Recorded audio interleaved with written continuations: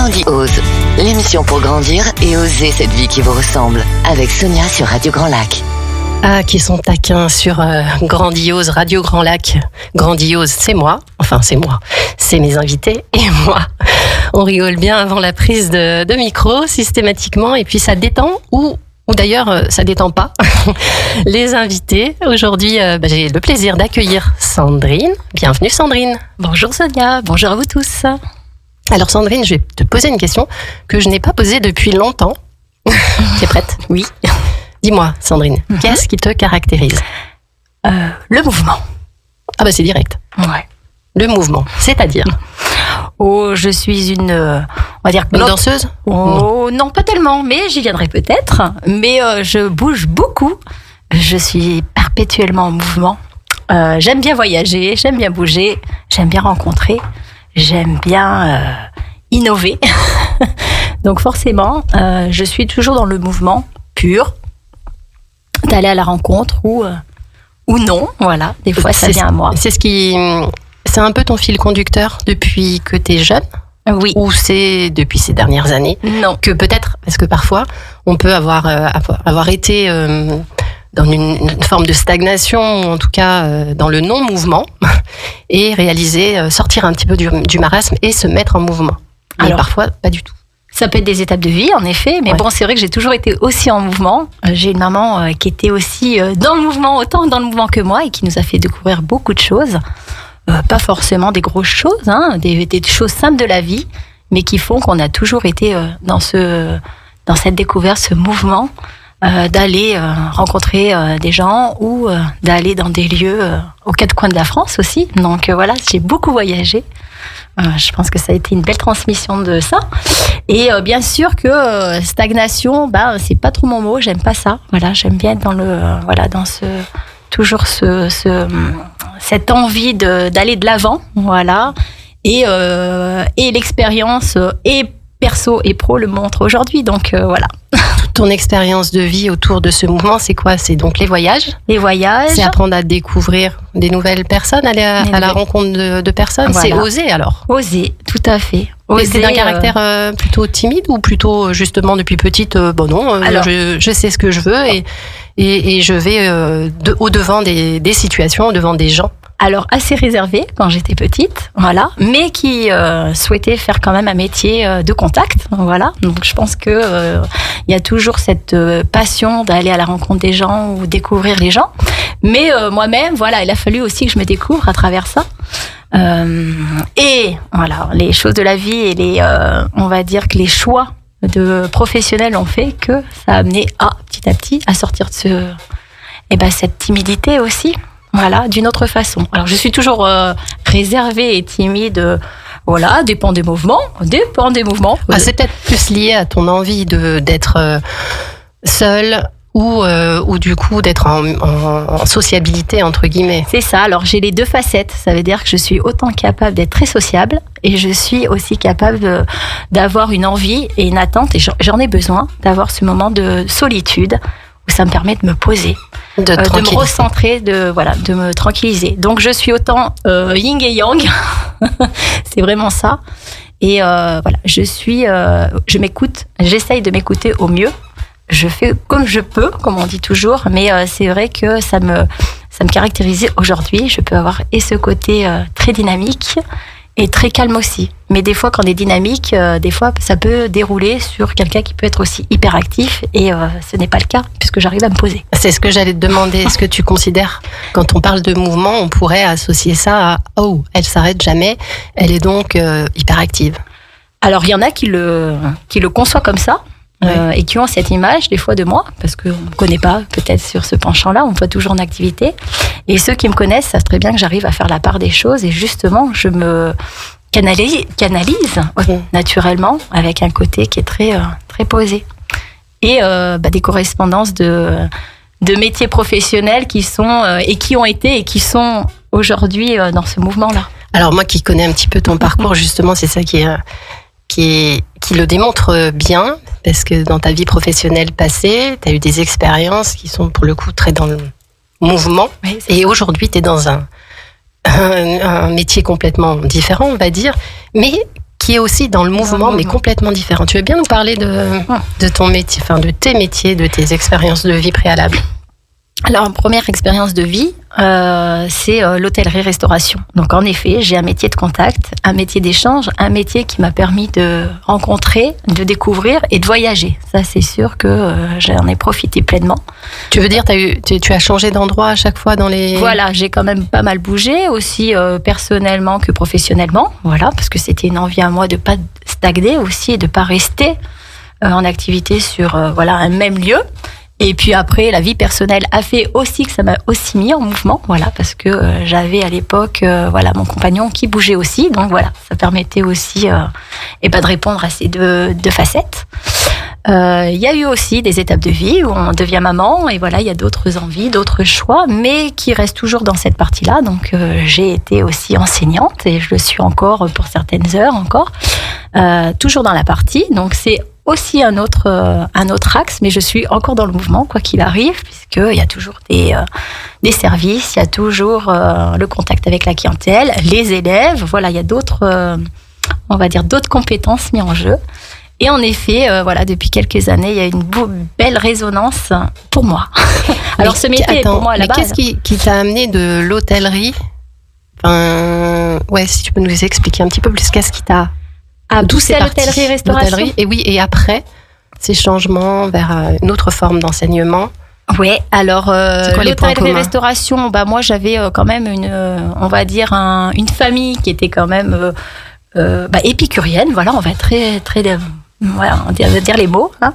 Donc on aimait bien manger, bien partager, et ça se transmettait beaucoup. Donc voilà, je pense qu'il y a ça. C'est ça qui a attisé ta curiosité d'aller voir un petit peu ce monde-là. Voyager aussi, voilà, parce que c'est un métier qui prêté à pouvoir être en mouvement et pouvoir aller découvrir aussi d'autres zones, soit en France ou ailleurs. Hein. Mais en même temps, c'est parce que toi-même, tu avais cette appétence. Parce que je connais des personnes qui peuvent être dans ces milieux-là et qui ne bougent pas pour autant. Exactement. Qui n'ont pas forcément voyagé. Parce que l'hôtellerie-restauration, si on souhaite, on peut rester au même endroit pendant des années sans être dans le mouvement. Hein. Oui. Donc voilà, c'est vraiment un choix. Et comme tu dis, ça doit être certainement une appétence de ma part de pouvoir être dans ce mouvement-là.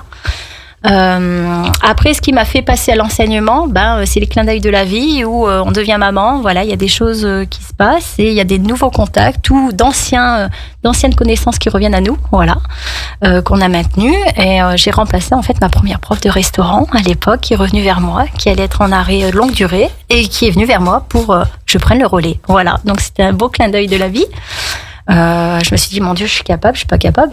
Je sais gérer des employés, voilà, je sais gérer une entreprise, mais l'enseignement, c'est autre chose. Belle sortie de zone de confort. Exactement. Et de questionnement sur ses capacités, ses ressources. Je quittais un CDI pour aller sur un contrat durée complètement un CDD. Hein, donc, une année à l'autre, je pouvais être renouvelée ou pas. Voilà, c'était le cas. Donc, pour le coup, je sortais vraiment de la zone de confort. De remettre en question un CDI. C'est ça. Partir sur quelque chose où tu avais moins de sécurité, on va dire de ce côté-là, mais qui allait te permettre de grandir. Exactement. Donc voilà, une belle expérience. On a sauté le pas. Et puis, les années faisant, pas spécialement le Covid. Oui, le Covid a été peut-être encore plus un clin d'œil à s'écouter soi, encore plus. Les choses de la vie aussi, personnelles. Parce que tu sentais que... Malgré tout, tu n'étais pas complètement à ta place. Qu'est-ce qui... Alors non, j'aime ce métier, je l'apprécie, et je l'aime toujours. Mais j'avais besoin de quelque chose encore plus centré à moi en tant que femme, et me retrouver. Il y a eu des coups durs de la vie, comme bon nombre de personnes qui, Des cadeaux mal emballés. Des cadeaux mal emballés, des maladies, des deuils malheureusement qui ont fait surface et qui arrive un moment, quand on a besoin d'être soi et se retrouver soi, il y a des résonances qui se font, des échanges et puis des personnes qui arrivent dans son cercle de vie et qui, il y a des résonances qui se font vraiment. Et paf, ça tilte. On se dit c'est ça. En fait, il n'y a pas de mots, ça remet tout en verticalité. Je ne regrette pas le avant, parce que j'y suis encore un peu dedans et j'y serai toujours. Sous une autre manière, parce que le cheminement se fait aujourd'hui avec beaucoup de réflexion, mais je sais un peu le chemin que je souhaite prendre pour la suite. Mais il y avait autre chose qui comme tu dis, il manquait encore quelque chose peut-être à mon arbre. Vraiment, ça me rappelle ce que tu disais, la connaissance de soi. C'est ça. Aller vers soi, c'est sentir que on est bien à un endroit, mais tout n'est pas complètement nourri. Et puis, quand on fait attention aux signes de la vie, aux situations, aux rencontres qui nous dirigent tout doucement vers peut-être plus d'écoute de soi, comme tu le partageais juste avant, et des personnes qui te montrent ça aussi. Ah, il existe encore autre chose, c'est possible d'avoir peut-être un truc complémentaire, vers lequel je vais aller de plus en plus. C'est exactement ça, et être vraiment soi, et pas le faire pour quelqu'un, pour faire plaisir à quelqu'un. Alors ça, je suis sûre qu'il y a plein d'auditeurs et d'auditrices qui vont dire, mais être pleinement soi, t'es gentil, mais ça veut dire quoi? Ça veut dire qu'il faut s'écouter, même des fois ça peut faire très mal. Mais si on n'arrive pas à s'écouter. Oui, je sais que c'est pas évident, je suis passée par là. C'est pas si évident que ça. Des fois, ça nous fait de résonance au fond de nous. On sait qu'il y a des choses qui nous travaillent, des choses qui correspondent plus, des choses qui sont, comme on dit, on est à un plafond de verre. Voilà, on n'y arrive plus. Ça veut dire qu'on n'arrive plus à être épanoui pleinement ou à se retrouver pleinement dans ce qu'on fait. Est-ce qu'il y a une notion de sens aussi? Il y a une notion de sens, oui. Et on se dit, mince, il y a quelque chose qui me manque là, ça va. Je suis pas malheureuse pour autant, mais il y a quelque chose qui n'est pas là. Est-ce que la fatigue peut faire partie des symptômes, entre guillemets, de sentir que le matin on a moins d'énergie? Je pense oui, parce que on traîne un peu la patte. Parce que énergétiquement parlant, ça prend le dessus. Arrive un moment, on va pas reculons au travail parce qu'on aime ce qu'on fait, mais il y a quelque chose. Il y a moins d'entrain, d'élan. Voilà. Donc après, on se dit, mince, il y a quelque chose. C'est une indication. Est-ce qu'on est arrivé au bout de quelque chose et où je peux aller à ce moment-là et qui me parle en fait. Elle est peut-être pas évidente cette étape de est-ce que je suis arrivée au bout de quelque chose ou alors c'est juste que j'ai besoin de ramener quelque chose de plus dans ma vie. C'est ça. Et ça, il n'y a qu'en y allant étape par étape qu'on peut finalement y répondre. Exactement. Donc toi, pour le moment, tu en es à... Enfin, tu es passé par qu'est-ce que je peux ramener de plus dans ma vie. Voilà, tout à fait. Et qui peut être totalement complémentaire à l'autre. Avec une prédominance maintenant, plus les étapes avancent et plus on se reconnaît pleinement dans l'activité, voilà, qu'on n'a pas encore dévoilée, mais dans laquelle je suis et que je commence à développer, on va dire. Mais il y aura une résonance à cette première étape de vie sous une autre forme, ça c'est sûr, puisqu'elle est toujours, ce métier est toujours de cœur, donc quoi qu'il arrive, voilà, il y aura toujours un clin d'œil à. Ouais. Mais il y a une résonance vraiment prononcée et très très présente par rapport à ce qui est aujourd'hui, ça c'est sûr. Parce que dans ce que tu fais actuellement, en tout cas, ce qui continue de te nourrir, j'entends beaucoup la transmission, l'enseignement, c'est la transmission, voilà. Tu dirais que c'est la même chose. Exactement. Ouais. C'est cette partie-là qui te fait rester, si j'ai bien compris. Mais c'est ce que je vais... c'est ce que tu vas développer aussi pour ramener ça dans ton activité de cœur. Et c'est ce qui se passe aujourd'hui dans l'activité de cœur, où là, on a cette passation, on va dire, de ma valeur, de ces compétences que j'ai eues d'un métier à un autre, qui est transversale, ça ne changera rien, mais qui est sous une autre forme pour pouvoir permettre à des personnes de se découvrir ou se redécouvrir. Ouais, tu leur permets la même chose, le même passage que tu as fait toi-même. Parce qu'un élève ou autre, un apprenant, il a besoin de connaissances et il a besoin aussi de se découvrir par ce qu'il fait. Donc, de toute façon, quoi qu'il arrive, on est dans ce mouvement-là. Toujours ce mouvement. Eh oui. Alors, est-ce qu'on dit ce mouvement dans lequel tu es aujourd'hui et qui continue d'évoluer, comment il est ce mouvement? Comment tu le qualifierais? Parce que c'est un tout autre mouvement. Alors, c'est un mouvement qui permet de vivre pleinement le moment présent, l'instant T, pour pouvoir soit se découvrir ou se redécouvrir. C'est dur à dire, hein, soit. Ouais, c'est ça. Mais c'est tellement un beau mot que c'est vrai que c'est peut-être ça pour ça. Le partager, l'initier ou le transmettre comme un relais. Et là, je sais pas si... C'est pas suffisamment clair, à mon avis.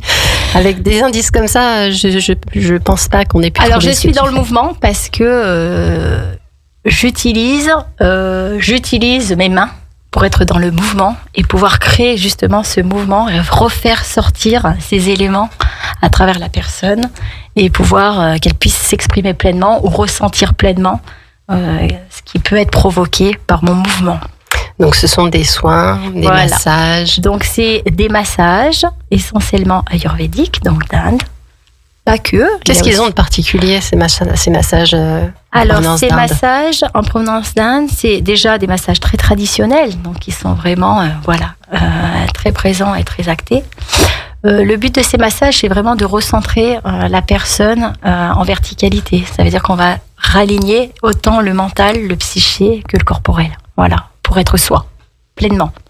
C'est une autre méthode pour leur permettre d'être, comme tu dis, soi et que tout soit cohérent à l'intérieur. Voilà. Et le massage permet ça, permet de pouvoir recentrer à soi. Voilà, on dit toujours se recentrer à soi, mais c'est vrai. Et permettre de voyager à travers soi et à travers ces émotions que l'on va ressentir. C'est quand même chouette. On trouve aussi le voyage, mais cette fois, alors je sais pas si tu voyages avec eux en faisant les massages, mais en tout cas tu les fais voyager. Voilà. Alors je voyage avec eux, je les emmène avec moi dans cette aventure. Bien sûr, chacun a sa zone, puisque voilà, il y a ce respect à avoir. Il n'y a pas à aller dans la zone de la personne. Je crée cette zone de confort où ils peuvent aller poser les valises ou prendre pleinement ce qu'ils peuvent vivre ou recevoir ou accueillir. Voilà, ça c'est le fait. Et moi, oui, je pars aussi voyager parce que c'est vraiment ça en fait. Eh ben, on va partir pour une courte pause musicale et puis on se retrouve juste après. Grandiose, l'émission pour grandir et oser cette vie qui vous ressemble avec Sonia sur Radio Grand Lac. Bon, en fait, on a continué l'émission sans vous, chers auditeurs. Pendant la pause musicale, j'étais tellement intriguée par tout ce que propose Sandrine et toutes ces étapes de vie, parce qu'on va parler de ça. Finalement, ce que tu exprimais là jusqu'à présent, c'est que tu t'adaptes vraiment et les massages qui sont proposés sont en fonction de chacune de nos étapes de vie. Voilà, quand j'ai fait le choix au niveau de ma formation, une formatrice m'a demandé de faire des choix de massage. Voilà, il fallait que je choisisse en fonction, de mes envies, qui je suis, mes valeurs. Bien sûr, j'ai un côté dynamique, donc forcément, il fallait que j'ai des massages qui se permettent donc d'où l'ayurvédique, qui répondent aussi au côté sportif. Dynamique dans le sens où toi-même, tu es en mouvement dynamique sur la personne. Je suis en mouvement dynamique. Le but de l'ayurvédique, c'est vraiment de remettre en mouvement. Oui, aussi. Alors, permettre de relâcher, de détendre, au maximum, de ressourcer et de remettre de la vitalité, ce qui veut tout dire en fait. Ça veut dire que ce massage-là, il peut amener à toutes ces étapes. Ça veut dire que si j'ai envie de lâcher prise, dans le sens, je vais poser mes valises, me poser un moment parce que la semaine est dure ou la journée, j'en peux plus, je vais poser. Mais j'ai envie aussi de récupérer de la vitalité, de l'énergie. Je vais pouvoir pour repartir. Peut-être prendre des décisions qui sont importantes pour soi. Exactement, pour soi. Et souvent, c'est le cas aussi dans les personnes qui viennent à moi. On a ces clins d'œil de la vie, donc actifs, des actifs purs, qui sont pris dans le mouvement de la vie. C'est vraiment le terme. Et qui à un moment ont besoin aussi de ce recentrage à soi. Le mouvement ou le tourbillon, parce qu'il y a peut-être aussi un grade. Mais il y a des grades. Alors il y en a aujourd'hui qui savent le modérer, qui savent comme une pile. Moi j'ai un monsieur qui m'a dit j'ai comme une pile de batterie, j'ai vert, orange, rouge. Je sais que quand j'arrive vers le milieu du orange, je prends une décision de prendre soin de moi. Voilà, ce monsieur, il s'est mis ce niveau de pile, ce qui n'est pas le cas de tous. Malheureusement et heureusement, il y en a qui arrivent. Parce qu'il arrive à jauger, lui, mais peut-être qu'il y en a qui n'arrivent pas, en fait.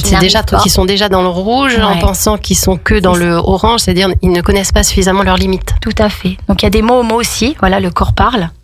Il y a des gens qui viennent à moi avec des mots, MAUX, parce que Donc là, c'est déjà. Quand on en arrive là, c'est déjà la zone rouge, on va dire. Et il y en a qui viennent purement par plaisir. Parce qu'ils pensent, ils veulent se faire plaisir. Ils veulent découvrir aussi d'autres choses ou d'autres parties de leur corps ou travailler, entre guillemets. Alors, j'aime pas trop ce mot, mais ça leur permet d'aller chercher d'autres bienfaits qui permettent aussi d'être des leviers ou des déclencheurs pour poursuivre et attaquer un petit peu plus facilement la vie, quoi. Voilà. Ça veut dire qu'à chaque fois, tu as un entretien, un échange avec la personne pour identifier, pour l'aider, on va dire. C'est l'accompagnement et c'est guider, parce que aider, on peut pas, soigner, on peut pas. Voilà, on n'est pas du thérapeutique en massage bien-être. Donc moi, les personnes qui viennent à moi, c'est vraiment une expérience de voyage. Hein. Ça veut dire qu'ils vont, je vais vous recevoir, on va prendre un temps d'échange. On prend ce temps d'échange pour compléter un questionnaire de santé. Voilà, ça me permet de faire un point sur le passif de ce corps, parce que chaque corps a du passif ou pas. Voilà. Écouter la personne qui est en face de moi, c'est-à-dire que peut-être qu'elle sait déjà ce qu'elle veut. Voilà, elle a déjà fait peut-être des recherches ou elle sait pleinement ce qui lui parle aujourd'hui. Peut-être pas. Dans ces cas-là, on va aller en fonction de ce questionnaire, ses envies, ses attentes, ses challenges de vie ou pas, de sport. Voilà, on va pouvoir aller titiller un petit peu plus et aller chercher ce qui peut être en résonance. Des massages sont proposés à ce moment-là et c'est toujours la personne qui fait le choix de son massage. Comme je dis aux gens, souvent il y a des gens qui disent Sandrine, choisissez pour moi. Sandrine, elle peut pas choisir pour la personne parce que c'est son corps. Oui, elle ne peut que donner des indications. Et je peux guider, je peux dire les bienfaits que ce massage est en résonance aujourd'hui. Hein, c'est toujours à l'instant T. Hein. Un massage reçu aujourd'hui et un massage du matin et même le soir ne peut être complètement différent. Il ne peut pas correspondre aussi aux attentes du matin et du soir. Hein. Donc il est vraiment à l'instant T. Et c'est d'ailleurs pour ça que ça s'appelle ton institut, l'instant T. L'instant T, qui a une belle résonance parce que on va le prendre tel qu'il est à ce moment, en pleine présence où on en est. Voilà. Et les massages que j'ai choisis sont en fonction de toute corporalité et qui peuvent répondre à toutes ces demandes et ces envies ou ces besoins de ces personnes qui viennent à moi. Et qui peuvent aussi toucher tout type de personnes, c'est-à-dire des hommes, des femmes. Oui, des fois des duos. Des enfants, des fois des duos. Des fois, des duos. Alors, on dit souvent duo, on pense tout de suite couple. Pas forcément. Non. Ça peut être aussi une maman, un enfant. Ça une peut maman être avec sa fille. Voilà, exactement. Ça peut être un grand-parent, un grand-père qui va venir avec sa petite fille. Ça arrive, hein, donc il faut le dire. Ça peut être aussi le fait, de partager, comme tu dis, en couple, parce que des fois, on est débordé dans le tourbillon de la vie. Et puis, il suffit qu'il y ait les enfants au milieu. Voilà, beaucoup de choses se font et ça permet d'avoir un petit moment à deux, d'avoir une relation autre à travers le toucher juste et de pouvoir écouter aussi pleinement l'autre, mais d'une autre façon. Oui, alors, parce que la petite précision, on peut confondre aussi. Hein. C'est massage duo. C'est pas toi qui masses les deux. Voilà. Il y a une transmission là. Il y a un apprentissage où c'est le mari qui masse la femme qui masse le mari et toi tu guides. Tout à fait. Voilà, j'ai un atelier qui permet de s'initier au massage. Donc chacun à leur tour. Pleinement vont recevoir de la personne qui les accompagne le massage. Alors bien sûr, je mets en mouvement, soit je le fais avec eux en même temps, soit je fais voir, ils reproduisent. Et le but, c'est libre. Voilà, c'est aussi en fonction de la personnalité des personnes qui sont en face de moi. Des fois, il y a des personnes qui vont vouloir attendre de voir le mouvement pour le reproduire. Des fois, qui vont le faire avec moi en direct parce qu'ils s'en sentent en capacité d'eux. Donc, c'est vraiment une personnalisation. C'est un bel échange de cœur parce qu'il y a des sacrés fous rires des fois. Mais c'est très très beau à voir parce que il y a une relation qui se fait en ce duo. Complicité, un peu plus encore de complicité. Oui, un peu plus de complicité parce que là, il va falloir vraiment écouter. Hein, c'est le toucher, donc il va falloir vraiment écouter. On le fait pas pour dire de faire. Des fois, il y a des personnes qui vont dire, t'as vu, je t'ai massé, ça dure 5 minutes et puis on sait bien, la femme a massé 20 minutes, le monsieur a massé 5 minutes ou dans le sens contraire. Bon, là, c'est 1 heure chacun. Donc, 1 heure, ça fait.